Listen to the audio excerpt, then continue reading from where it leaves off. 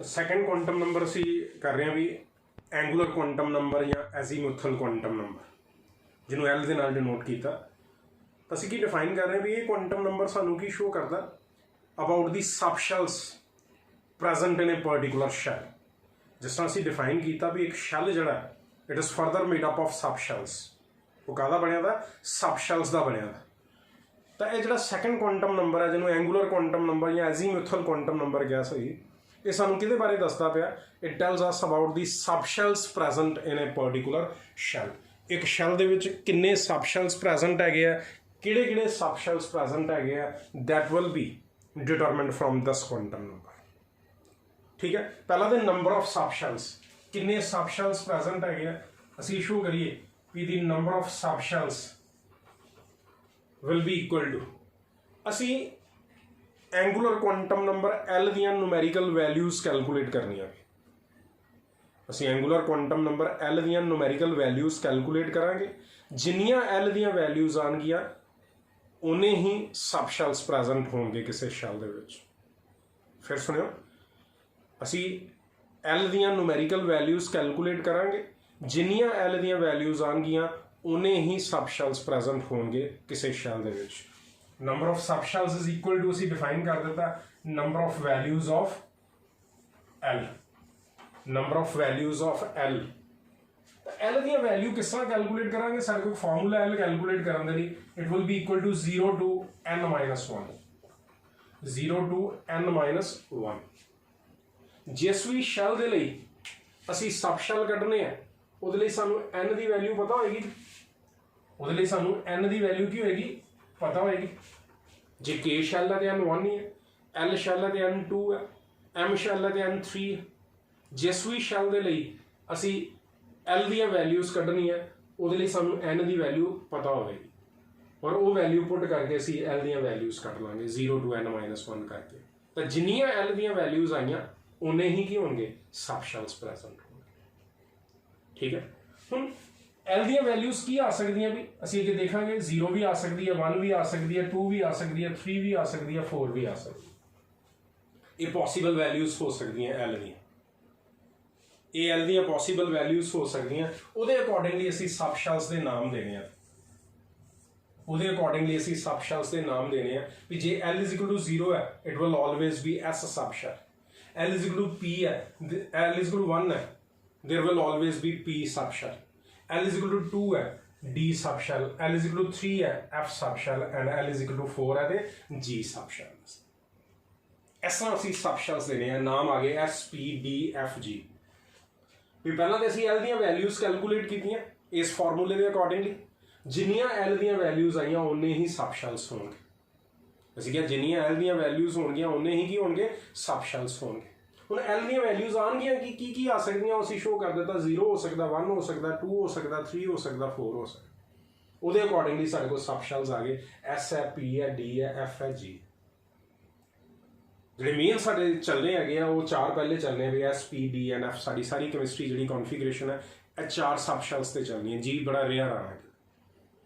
ਤਾਂ ਦੇਖੀਏ ਹੁਣ ਡਿਫਰੈਂਟ ਸ਼ੈਲਸ ਦੇ ਵਿੱਚ ਮੈਂ ਕੱਢ ਕੇ ਦੱਸ ਲਾਂਗਾ ਤੁਹਾਨੂੰ।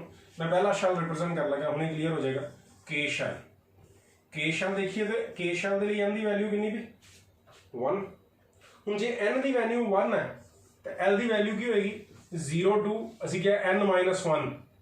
0 to n-1 means 0 to 1-1 ਤੇ ਇਹ ਕੀ ਰਹਿ ਗਿਆ? 0 ਹੀ ਰਹਿ ਗਿਆ। ਠੀਕ ਹੈ, ਅਸੀਂ ਉਹ ਫਾਰਮੂਲਾ ਅਪਲਾਈ ਕੀਤਾ। k ਸ਼ੈਲ ਦੇ ਲਈ n is equal to 1 ਸੀ। ਅਸੀਂ l ਦੀਆਂ ਵੈਲਿਊਜ਼ ਕੈਲਕੂਲੇਟ ਕੀਤੀਆਂ ਤੇ ਸਾਡੇ ਕੋਲ l ਦੀ ਵੈਲਿਊ ਕੀ ਆਈ? 0। 0 ਮੀਨਸ ਕਿੰਨੀਆਂ ਵੈਲਿਊਜ਼ ਕਾਊਂਟ ਕਰੀਏ ਤੇ ਓਨਲੀ 1 ਵੈਲਿਊ। ਕਿੰਨੀਆਂ ਵੈਲਿਊਜ਼ ਆ ਰਹੀਆਂ? Only 1 value. ਤਾਂ ਅਸੀਂ ਡਿਫਾਈਨ ਕੀਤਾ ਵੀ ਜਿੰਨੀਆਂ l ਦੀਆਂ ਵੈਲਿਊਜ਼ ਆਉਣਗੀਆਂ ਉਨੇ ਹੀ ਸਬਸ਼ੈਲਸ ਆਉਣਗੇ। ਜੇ ਸਾਡੇ ਕੋਲ ਇੱਕੋ ਹੀ ਵੈਲਿਊ ਆਈ l ਦੀ 0 ਤਾਂ ਇਹ ਸਾਨੂੰ ਕੀ ਇੰਡੀਕੇਟ ਕਰਦੀ ਪਈ ਹੈ ਵੀ ਫਸਟ ਸ਼ੈਲ ਦੇ ਵਿੱਚ there is only one subshell। first shell has only one subshell। ਇਹਦੇ ਵਿੱਚ ਮੈਂ ਰਿਜ਼ਲਟ ਇਹ ਦਿਆਂਗਾ ਵੀ only one subshell in first shell। ਵੀ ਜਿਹੜਾ ਫਸਟ ਸ਼ੈਲ ਹੈ ਉਹਦੇ ਵਿੱਚ ਸਿਰਫ ਇੱਕੋ ਹੀ ਸਬਸ਼ੈਲ ਹੈ, ਕਿਉਂਕਿ ਅਸੀਂ ਡਿਫਾਈਨ ਕੀਤਾ ਵੀ ਜਿੰਨੀਆਂ l ਦੀਆਂ ਵੈਲਿਊਜ਼ ਆਉਣਗੀਆਂ ਉਨੇ ਹੀ ਸਬਸ਼ੈਲਸ ਹੋਣਗੇ। ਤਾਂ ਅਸੀਂ ਇਹ ਸ਼ੋ ਕੀਤਾ ਵੀ L ਦੀ ਇੱਕੋ ਹੀ ਵੈਲਿਊ ਆਈ ਹੈ 0, ਇਸ ਕਰਕੇ ਇੱਕੋ ਹੀ ਸਬ ਸ਼ੈਲ। ਹੁਣ L ਦੀ ਵੈਲਿਊ 0 ਆਈ ਹੈ, ਹੁਣ ਦੇਖੋ ਜੇ L = 0 ਹੈ ਤਾਂ ਕਿਹੜਾ ਸਬ ਸ਼ੈਲ ਹੁੰਦਾ, ਨਾਮ ਦੇਣਾ ਹੁਣ ਅਸੀਂ S ਸਬ ਸ਼ੈਲ। ਤਾਂ ਫਿਰ ਅਸੀਂ ਕੀ ਕਹਾਂਗੇ, ਫਸਟ ਸ਼ੈਲ ਦੇ ਵਿੱਚ ਇੱਕੋ ਹੀ ਸਬ ਸ਼ੈਲ ਹੈ ਔਰ ਉਹਦਾ ਨਾਮ ਕੀ ਹੈਗਾ, it is S sub shell. ਔਰ S ਕਿਹੜੇ ਸ਼ੈਲ ਦਾ, ਫਸਟ ਦਾ, ਤੈਨੂੰ ਨਾਮ ਕੀ ਦੇਤਾ, 1S ਸਬ ਸ਼ੈਲ। ਇਸ ਤਰ੍ਹਾਂ ਕੈਮਿਸਟਰੀ ਚੱਲੇ। ਪਹਿਲਾਂ ਤਾਂ ਅਸੀਂ ਡਿਫਾਈਨ ਕੀਤਾ ਵੀ ਫਸਟ ਸ਼ੈਲ ਦੇ ਵਿੱਚ ਇੱਕੋ ਹੀ ਸਬ ਸ਼ੈਲ ਹੈ ਕਿਉਂਕਿ ਇੱਕੋ ਹੀ L ਦੀ ਵੈਲਿਊ ਆਈ। ਠੀਕ ਹੈ, ਹੁਣ L ਦੀ ਵੈਲਿਊ ਆਈ ਕੀ ਸੀ, 0, ਔਰ 0 ਹੋਵੇ ਤਾਂ ਕਿਹੜਾ ਸਬ ਸ਼ੈਲ ਹੁੰਦਾ, S ਸਬ ਸ਼ੈਲ। ਤਾਂ ਇਸ ਕਰਕੇ ਫਸਟ ਸ਼ੈਲ ਦੇ ਵਿੱਚ ਜਿਹੜਾ ਇੱਕ ਸਬ ਸ਼ੈਲ ਆ ਉਹਦਾ ਨਾਮ ਕੀ ਹੋਏਗਾ, S ਸਬ ਸ਼ੈਲ। ਔਰ ਪਹਿਲੇ ਸ਼ੈਲ ਦਾ ਇਸ ਕਰਕੇ ਅਸੀਂ ਕੀ ਸ਼ੋ ਕਰ ਦਿੱਤਾ, it is 1S sub shell, ਕਿਉਂਕਿ 2S ਵੀ ਹੋਣੇ ਆ, 3S ਵੀ ਹੋਣੇ ਆ। ਉਹਨਾਂ ਨੂੰ ਡਿਫਰੈਂਸ਼ੀਏਟ ਕਰਨ ਦੇ ਲਈ ਵੀ ਉਹ ਪਹਿਲੇ ਸ਼ੈਲ ਦਾ, ਦੂਜੇ ਦਾ ਜਾਂ ਤੀਸਰੇ ਦਾ, ਅਸੀਂ ਅੱਗੇ ਨੰਬਰ ਕੀ ਲਾਤਾ ਹੋਇਆ। ਤਾਂ ਸਾਡੇ ਕੋਲ ਇਹ ਰਿਜ਼ਲਟ ਆ ਗਿਆ। ਇਸ ਤਰ੍ਹਾਂ ਸਬ ਸ਼ੈਲਸ ਕੱਢਣੇ ਅਸੀਂ ਕਿ first shell has only 1 sub shell ਔਰ ਉਹ ਕਿਹੜਾ ਹੈਗਾ, it is 1S sub shell. ਹੁਣ ਇਹ ਕਲੀਅਰ ਹੋ ਜਾਏਗਾ। ਹੋਰ ਜਦੋਂ ਸੈਕੰਡ, ਥਰਡ, ਫੋਰਥ ਦੇ ਕੱਢਾਂਗੇ ਅਸੀਂ ਤਾਂ ਦੇਖੀਏ ਜਰਾ ਵੀ, ਮੈਂ ਸੈਕੰਡ, ਥਰਡ ਔਰ ਫੋਰਥ ਸ਼ੈਲ ਦੇ ਵੀ ਸਬ ਸ਼ੈਲਸ ਕੱਢਣ ਲੱਗਾ ਤੁਹਾਡੇ ਲਈ ਵੀ ਕਿਹੜੇ ਕਿਹੜੇ ਸਬ ਸ਼ੈਲਸ ਹੋਣਗੇ। ਬੇਸਿਕਸ ਇਹ ਰੱਖਣਾ ਸੀ ਵੀ L 0 ਹੈ, 1 ਹੈ, 2 ਹੈ, 3 ਹੈ, 4 ਹੈ, S, P, D and F, ਚਾਰ ਮੇਨ ਜਿਹੜੇ ਚੱਲਦੇ ਨੇ। ਠੀਕ ਹੈ, ਹੁਣ ਮੈਂ ਸੈਕੰਡ ਸ਼ੈਲ L ਸ਼ੈਲ ਦੇਖ ਰਿਹਾ ਵੀ। L ਸ਼ੈਲ ਦੇ ਲਈ n ਦੀ ਵੈਲਿਊ ਕਿੰਨੀ ਹੈ ਵੀ, 2, ਔਰ L ਦੀਆਂ ਵੈਲਿਊਜ਼ ਕੱਢੀਏ। ਫਾਰਮੂਲਾ ਕੀ ਹੈ, 0 to n-1, ਤਾਂ it is 0 to 2 - 1। 0 to 2 - 1 means एक 0 हो गया और एक की हो गया 1। 0 to 1 हो गया ना। 0 to 2 - 1 मीन्स 0 and 1। तो कितनियां वैल्यूज आ गई दियां, ਅਸੀਂ कह सकते हैं there are 2 values for second shell. ਜਦੋਂ ਅਸੀਂ L ਦੀਆਂ ਨੂਮੈਰੀਕਲ ਵੈਲਿਊਜ਼ ਕੈਲਕੂਲੇਟ ਕੀਤੀਆਂ ਤਾਂ ਸਾਡੇ ਕੋਲ ਕਿੰਨੀਆਂ ਵੈਲਿਊਜ਼ ਆਈਆਂ, 2 ਵੈਲਿਊਜ਼। ਤਾਂ ਅਸੀਂ ਡਿਫਾਈਨ ਕੀਤਾ ਸੀ ਜਿੰਨੀਆਂ L ਦੀਆਂ ਵੈਲਿਊਜ਼ ਆਣਗੀਆਂ ਉਨੇ ਹੀ ਸਬ ਸ਼ੈਲਸ ਪ੍ਰੈਜ਼ੈਂਟ ਹੋਣਗੇ। ਤਾਂ ਇਹਦੇ ਤੋਂ ਅਸੀਂ ਕੀ ਰਿਲੇਟ ਕਰ ਦਿੰਦੇ ਆ ਵੀ there are 2 sub shells in second shell. Second shell ਦੇ ਵਿੱਚ ਕਿੰਨੇ ਸਬ ਸ਼ੈਲਸ ਪ੍ਰੈਜ਼ੈਂਟ ਹੈਗੇ ਆ, 2 ਸਬ ਸ਼ੈਲਸ ਪ੍ਰੈਜ਼ੈਂਟ ਹੈ। In the second shell there are 2 sub shells. ਹੁਣ ਉਹਨਾਂ ਨੂੰ ਨਾਮ ਦੇਣੇ ਆ। ਅਸੀਂ ਕਿਹਾ ਇੱਕ L = 0 ਹੈ, ਇੱਕ L = 1 ਹੈ। L = 0 ਹੋਵੇ ਤੇ S ਔਰ L = 1 ਹੋਵੇ ਤੇ P। ਤਾਂ ਫਿਰ ਕਿਹੜੇ ਸਬ ਸ਼ੈਲ ਹੋ ਗਏ, S ਐਂਡ P। ਅਸੀਂ ਇਹ ਸ਼ੋ ਕਰ ਦਿੱਤਾ ਵੀ ਸੈਕੰਡ ਸ਼ੈਲ ਦੇ ਵਿੱਚ 2 ਸਬ ਸ਼ੈਲ ਆ ਵੀ ਕਿਹੜੇ ਕਿਹੜੇ ਆ ਗਏ, ਇੱਕ S ਔਰ ਇੱਕ ਕਿਹੜਾ ਆ ਗਿਆ P। ਔਰ ਕਿਹੜੇ ਸ਼ੈਲ ਦੇ ਆ, ਸੈਕੰਡ ਸ਼ੈਲ ਦੇ, ਇਸ ਕਰਕੇ ਇਹਨਾਂ ਦੇ ਅੱਗੇ 2 ਲਗਾਤਾ। ਕੀ ਬਣ ਗਿਆ ਵੀ ਇਟ ਇਜ਼ 2SN2। ਇਹ ਰਿਜ਼ਲਟ ਬਣਿਆ ਸਰ। ਜਿਸ ਤਰ੍ਹਾਂ ਅਸੀਂ ਰਿਪਰੈਜ਼ੈਂਟ ਕੀਤਾ ਵੀ ਫਸਟ ਸ਼ੈਲ ਦੇ ਵਿੱਚ ਇੱਕੋ ਹੀ ਸਬ ਸ਼ੈਲ ਹੈ, ਕਿਹੜਾ ਸੀ, 1S। ਸੈਕੰਡ ਸ਼ੈਲ ਦੇ ਵਿੱਚ 2 ਸਬ ਸ਼ੈਲ ਆ ਗਏ, ਇੱਕ S ਔਰ ਇੱਕ P। ਦੂਸਰੇ ਸ਼ੈਲ ਦੇ, ਇਸ ਕਰਕੇ ਅਸੀਂ ਇਹਨਾਂ ਨੂੰ ਕੀ ਕਹਿਤਾ, 2S ਐਂਡ 2P। ਹੁਣ ਇਸੇ ਤਰ੍ਹਾਂ ਦੇਖੀਏ ਥਰਡ ਸ਼ੈਲ, M ਸ਼ੈਲ। ਇਹਦੇ ਵਿੱਚ ਸਬ ਸ਼ੈਲ ਦੇਖੀਏ, N = ਕਿੰਨਾ ਹੋ ਗਿਆ, 3। ਤੀਸਰੇ ਸ਼ੈਲ ਦੇ ਲਈ N ਦੀ ਵੈਲਿਊ ਕਿੰਨੀ ਹੈ, 3। ਤਾਂ L ਦੀ ਵੈਲਿਊ ਕਿੰਨੀ ਆ ਗਈ, 0 to now 3 - 1। It is 0 to 2 ਕਿਹੜੀ ਆ ਗਈ, 0, 1 and 2। 0 ਤੋਂ ਲੈ ਕੇ 2 ਤੱਕ ਕਿੰਨੀਆਂ ਵੈਲਿਊਜ਼ ਹੋ ਗਈਆਂ, 0, 1 and 2। ਤਾਂ ਕਿੰਨੀਆਂ ਵੈਲਿਊਜ਼ ਆਈਆਂ ਵੀ, देयर आर 3 ਵੈਲਿਊਜ਼। ਔਰ ਅਸੀਂ ਡਿਫਾਈਨ ਕੀਤਾ ਜਿੰਨੀਆਂ L ਦੀਆਂ ਵੈਲਿਊਜ਼ ਉਨੇ ਹੀ ਸਬ ਸ਼ੈਲਸ। ਤਾਂ ਅਸੀਂ ਇੱਥੇ ਮੈਂ ਰਿਜ਼ਲਟ ਕੀ ਦਿਆਂਗਾ ਵੀ there are 3 sub shells in third shell. Third shell ਦੇ ਵਿੱਚ ਕਿੰਨੇ ਸਬ ਸ਼ੈਲ ਆ ਰਹੇ ਸਾਡੇ ਕੋਲ, 3 ਸਬ ਸ਼ੈਲਸ। ਹੁਣ ਉਹ 3 ਸਬ ਸ਼ੈਲਸ ਕਿਹੜੇ ਕਿਹੜੇ ਆ ਦੇਖੀਏ। L = 0 ਹੋਵੇ ਤੇ S, L = 1 ਹੋਵੇ ਤੇ P ਔਰ L = 2 ਹੋਵੇ ਤੇ D। ਨਾਮ ਦਈਏ ਤਾਂ ਕਿਹੜੇ ਆ ਗਏ, S, P and D। ਠੀਕ ਹੈ ਵੀ, ਪਹਿਲਾਂ ਤਾਂ ਕਲੀਅਰ ਹੋਇਆ। S, P and D ਕਿਸ ਤਰ੍ਹਾਂ ਬਣੇ, L = 0 ਹੋਵੇ ਤੇ S ਸਬ ਸ਼ੈਲ ਹੈ, L = 1 ਹੋਵੇ ਤੇ P ਸਬ ਸ਼ੈਲ ਹੈ, L = 2 ਹੋਵੇ ਤੇ D ਸਬ ਸ਼ੈਲ ਹੈ। ਔਰ ਕਿਹੜੇ ਸ਼ੈਲ ਦੇ, ਤੀਸਰੇ ਦੇ, ਤੈਨੂੰ ਮੈਂ ਕਹਿਤਾ 3S, 3P and 3D। ਤਾਂ ਦੇਖੋ ਰਿਜ਼ਲਟ ਬਣ ਗਏ ਬੜੇ important. First shell has only 1 sub shell, 1S। Second ਹੈ 2 sub shells, 2S and 2P। ਤੁਸੀਂ ਇਸ ਤਰ੍ਹਾਂ ਯਾਦ ਰੱਖਣਾ। Third has 3 sub shells, 3S, 3P and 3D। ਇਸੇ ਤਰ੍ਹਾਂ ਫੋਰਥ ਦੇਖੀਏ, N shell. n is equal to कितना हो गया 4। l दी वैल्यूज देखिए तो 0 to 4 minus 1 it is 0 to 3 0 to 3 means 0 1 2 and 3 तो कितनी वैल्यूज आ गई भी it is 4 वैल्यूज 4 वैल्यूज की शो कर दिया पई असं जिन्नियां l दी वैल्यूज होने ही सब शेल्स तो मैं की डिफाइन करांगा देयर आर 4 सब शेल्स इन फोर्थ शैल ਦੇ ਵਿੱਚ 4 सब शेल्स ਹੁਣ ਉਹਨਾਂ ਨੂੰ ਨਾਮ ਦਈਏ ਫਿਰ l is equal to 0 s l is equal to 1 p l is equal to 2 d l is equal to 3 f ਸਾਰੇ ਆ ਗਏ ਵੀ ਕਿਹੜੇ ਕਿਹੜੇ ਬਣ ਗਏ it is 4s 4p 4d and 4f ਅਸੀਂ ਇਹ ਰਿਪਰੈਜ਼ੈਂਟ ਕਰ ਦਿੱਤਾ ਵੀ 4 सब शेल्स ਹੈ फोर्थ शैल ਦੇ ਵਿੱਚ ਉਹ ਕਿਹੜੇ ਕਿਹੜੇ ਆ ਗਏ 4s 4p 4d and 4f ਤਾਂ ਇਸ ਤਰ੍ਹਾਂ ਅਸੀਂ सब शेल्स रिप्रेजेंट कर सकते हैं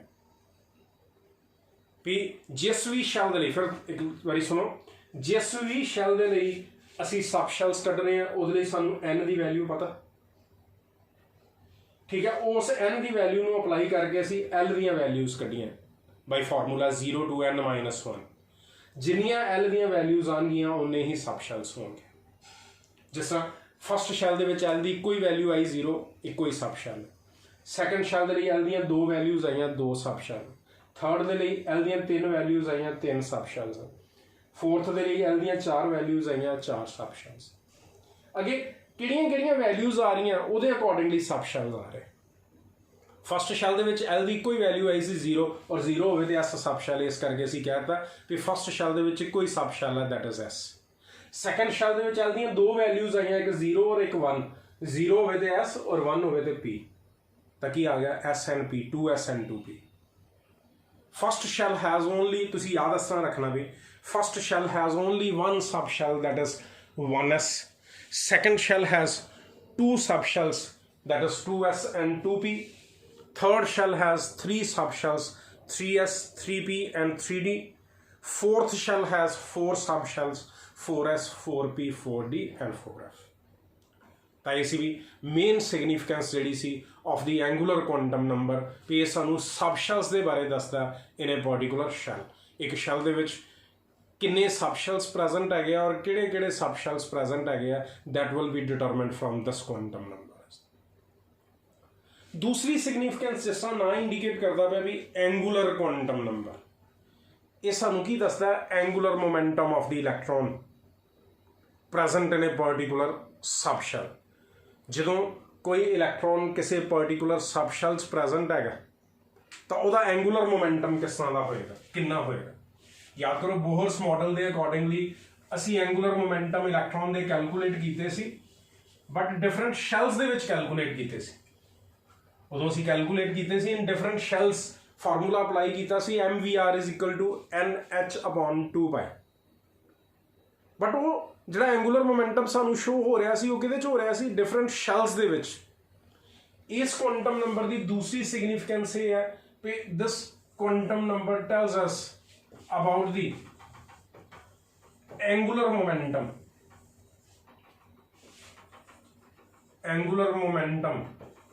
of an electron in a सब shell ਜਦੋਂ इलैक्ट्रॉन किसी सब shell ਦੇ ਵਿੱਚ ਪ੍ਰੈਜ਼ੈਂਟ ਹੈਗਾ ਤਾਂ ਉਹਦਾ एंगुलर मोमेंटम ਕਿੰਨਾ ਹੋਏਗਾ ਉਹ ਅਸੀਂ ਸ਼ੋ ਕਰਨਾ ਤਾਂ ਸਾਡੇ ਕੋਲ ਫਾਰਮੂਲਾ ਵੀ angular momentum of an electron in a सब shell is given by it is L into L plus 1 under root it is h upon 2 pi.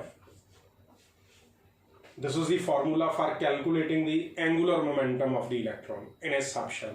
जिथे L की है भी it is the angular quantum number. ਹੁਣ देखियो जिस भी subshell च इलैक्ट्रॉन प्रेजेंट है ਉਹਦੇ ਲਈ ਸਾਨੂੰ L ਦੀ ਵੈਲਿਊ ਪਤਾ ਹੋਏਗੀ मतलब जे S सब शेल च कहा गया तो S सब शेल के लिए L की वैल्यू हमेशा ही की है 0 जे P सब शेल च कहा गया तो L की वैल्यू हमेशा ही कितनी है 1 क्योंकि बेसिक वैल्यूज तो वही रहनी L दी भी जे S है तो 0 P है तो 1 D है तो 2 F है तो 3 जिस तरह तुहानूं आ जांदा भी calculate the angular momentum of the electron present in S subshell, किसी एस सबशैल च इलैक्ट्रॉन प्रेजेंट है, ठीक है। वो एस किहड़ा हो सकता 1s है या 2s है या 3s है या 4s है, जिहड़ा मर्जी एस सबशैल है। तुहानूं क्या गया उहदे च एंगूलर मोमेंटम कैलकुलेट करो, तो एस सबशैल है तो एल की वैल्यू कितनी होगी 0, और जे एल 0 है तो ये 0 पुट करिए तो फिर एंगूलर मोमेंटम भी कितना आ गया भी 0 ही आ गया। एल की वैल्यू 0 पुट करिए, 0 × 0 + 1 ओवरऑल की रह गई 0 ही रह गई। तो इस तरह असीं शो कर सकते हैं भी जे इलैक्ट्रॉन किसी एस सबशैल दे विच प्रेजेंट हैगा तो उहदा एंगूलर मोमेंटम हमेशा ही कितना होएगा, इट विल बी 0, भावें 1s है 2s है 3s है, ठीक है। जे इलैक्ट्रॉन किसी पी सबशैल च प्रेजेंट है, भावें वो 2p है 3p है 4p है, इन्हां दे विचों कोई भी हो सकता, तो उहदे लई एंगूलर मोमेंटम कैलकुलेट करना असीं। तो एंगूलर मोमेंटम पी सबशैल है तो एल की वैल्यू कितनी होंदी है 1, पी सबशैल है तो एल की वैल्यू कितनी है 1, तो पुट करिए भी angular momentum it will be equal to, formula की है L × L + 1, 1 × 1 + 1 h/2π, ठीक है। h/2π तो एक ही बन गया, इट इज √2 h/2π, ठीक है। साढ़े कोल की आ जाएगा, इट विल बी √2 h/2π। ये angular momentum of the electron आ गया भी जो इलैक्ट्रॉन किसी पी सबशैल दे विच प्रेजेंट है तो उसका एंगूलर मोमेंटम कितना होएगा, it will B √2 h/2π। J electron किसी डी सबशैल च प्रेजेंट है, डी मीनस वो 3d हो सकता है, 4d हो सकता है, 5d हो सकता है, एनी वन में बी देयर, तो एंगूलर एल की वैल्यू डी के लिए कितनी होंदी है भी 2, ठीक है। बेसिक वैल्यूज वही रख रहे हैं मैं, 0 1 2 3 S P D and F। J S है तो L 0 है, P है तो 1 है, D है तो 2। ਅਸੀਂ इथों देखिए D सबशैल है तो L की वैल्यू कितनी आ गई 2, तो हम ये एंगूलर मोमेंटम देखिए तो की आ जाएगा, इट इज 2 × 2 + 1 √h/2π, तो एक कितना बन गया भी 2 3 का √6 h/2π। तो इस तरह असीं एंगूलर मोमेंटम कैलकुलेट कर सकते हैं। कि यूनिट होंदा अगे लिखा होंदा किसी वेले मिलता BM मतलब बोहर मैग्नेटॉन, वो यूनिट है of the angular momentum, it is given as, या सिंपली तुसीं h/, रहने दिओ बोहर मैग्नेटॉन, वो मैग्नेटिक मोमेंट चाहता। Angular momentum is given as L × L + 1 h/2π। तो ओवरऑल ये आ गया साढ़े को एस सबशैल च, पी सबशैल च, डी सबशैल च। तो क्वेश्चन इस तरह मिलने अभी भी calculate the angular momentum of the electron present in 2p subshell. तो जे इलैक्ट्रॉन 2p सबशैल च प्रेजेंट है, p सबशैल च प्रेजेंट है, तो एल की वैल्यू कितनी आ गई 1, तो एंगूलर मोमेंटम कितना आ गया असीं पुट करके कर दिता। जे डी सबशैल च प्रेजेंट है तो एल की वैल्यू कितनी आ गई 2, किसी भी डी सबशैल च तुहानूं आ जाना 3d सबशैल च कैलकुलेट करो या 4d सबशैल च कैलकुलेट करो या 5d सबशैल च कैलकुलेट करो भी कितना एंगूलर मोमेंटम होएगा। तो असीं इस फार्मूले के नाल angular momentum of the electron कैलकुलेट कर सकते हैं। बड़े इंपॉर्टेंट कॉम्पीटिटिव क्वेश्चन है, तुहानूं मल्टीपल असाइनमेंट्स के क्वेश्चन मिलने भी इस सबशैल च इलैक्ट्रॉन प्रेजेंट है, तुसीं एंगूलर मोमेंटम की वैल्यू कड्डो। तुहाडे कोल फार्मूला है हुई है भी L × L + 1 h/2π। जिहड़ा भी सबशैल कहा गया तुहानूं S है, P है, D है या F है, उहदे लई L की वैल्यू देखनी है और उस L की वैल्यू के लिए असीं एंगूलर मोमेंटम कर देना है। तो इस तरह असीं एंगूलर मोमेंटम ऑफ द इलैक्ट्रॉन कर सकते हैं। हुण साडे कोल दो फार्मूले आ गए भी, angular momentum of the electron in a shell and angular momentum of the electron in a subshell. ये ध्यान रखना, कॉम्पीटिशनस के यही कन्फ्यूजन काज की होंगी है।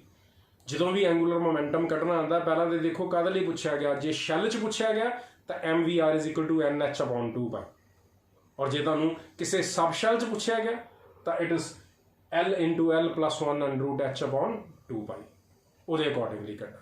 तो ये सी भी second quantum number angular quantum number, जिहदे असीं शो किया पहली सिग्निफिकेंस की सी बहुत ज़्यादा इंपॉर्टेंट भी इन सानूं सबशैल्स के बारे दस्सिया ਵੀ ਇੱਕ ਸ਼ੈਲ ਜਿਹੜਾ it contains sub shells, it is made up of sub shells.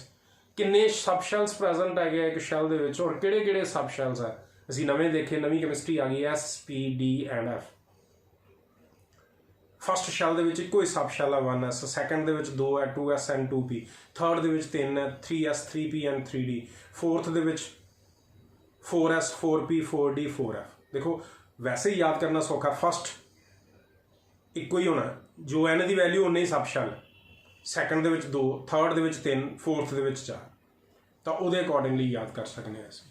ਔਰ ਨਾਲ ਅਸੀਂ ਸ਼ੋਅ ਕਰ ਦਿੱਤਾ ਵੀ ਇਹ ਕੁਆਂਟਮ ਨੰਬਰ ਸਾਨੂੰ ਕੀ ਸ਼ੋਅ ਕਰਦਾ ਪਿਆ, about the angular momentum of the electron in a particular subshell। ਤਾਂ ਇਹ ਲੈਕਚਰ ਚੰਗੀ ਤਰ੍ਹਾਂ ਪੜ੍ਹਨਾ, ਇਟਸ ਵੈਰੀ ਇੰਪੋਰਟੈਂਟ। ਸ਼ੈਲ ਔਰ ਸਬ ਸ਼ੈਲਸ ਜਿਹੜੇ ਆ ਉਹ ਚੰਗੀ ਤਰ੍ਹਾਂ ਆ ਜਾਣੇ ਚਾਹੀਦੇ। ਨੈਕਸਟ ਲੈਕਚਰ ਦੇ ਵਿੱਚ ਅਸੀਂ ਮੈਗਨੈਟਿਕ ਕੁਆਂਟਮ ਨੰਬਰ ਦੇ ਵਿੱਚ ਆਰਬਿਟਲਸ ਜਿਹੜੇ ਆ ਉਹ ਡਿਸਕਸ ਕਰਾਂਗੇ।